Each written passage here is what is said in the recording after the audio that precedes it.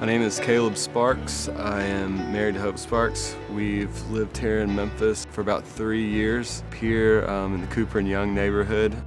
When I'm not at work or hanging out with Hope in the neighborhood, generally I'm working on paintings and trying to get a career off the ground as a multimedia painter, sculptor. I started painting when I took some things home from a job I was doing, redoing a house actually over near the Snowden school area. And I had a bunch of stuff laying around and no money, and we wanted to put some art on the walls, and so me and my buddy Nick thought it would be funny to kind of make our own paintings and stick them up. And as much art training as I'd had was probably in high school, and so we just put some stuff together and hung it on the walls, and I really got into it. It really got to be the thing that I look forward to. When I was a kid, when I was a teenager, my sister bought this little parakeet, and I bought a couple of books on it. It kind of intrigued me, and along with a book about parakeets, I bought a couple of books on parrots, and from then on I just kind of got hooked into them as animals. And when I was younger, I raised cockatiels and raised lovebirds. They were just inspiring birds. I don't know why they talk, and they kind of do their own thing, and they're very strong-willed.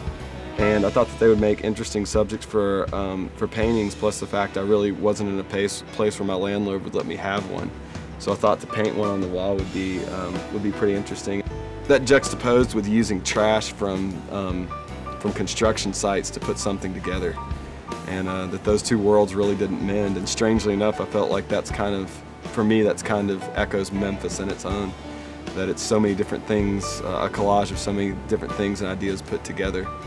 Hope and I actually, we walked around this neighborhood before we lived here.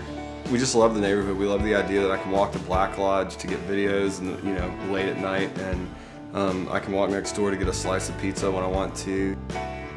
You really could get away with not having a car if you were in a pinch. Everything's bikeable or almost walkable. I play in a band, and we do a lot of playing in this area. We had our first gig over there at Big Lou's Pizza right around the corner, and they were good enough to let us go in there and just be really loud, and then I was able to walk my gear right back over. Really in the neighborhood, we're really passionate about the fact that we have so many artists and musicians even on the street and even on this corner that kind of feel the same way and want their neighborhood to look and feel like a place that is both creative and something that's all its own, kind of apart from the norm, and that goes for renters and people that own their house here. I think that collectively, I think that Cooper and Young is one of the places where entrepreneurs of restaurants and both artists and musicians kind of try to work things out. They want to attract more artists, they want to attract more restaurants that are interested in not being chains, but being locally owned and locally developed. I just think that it really is a good cross-section of Memphis, and people learning how to get along and learning how to deal with the new way cities are kind of starting to crop up, and both being kind of proud of how old it is and glad to see new faces show up too.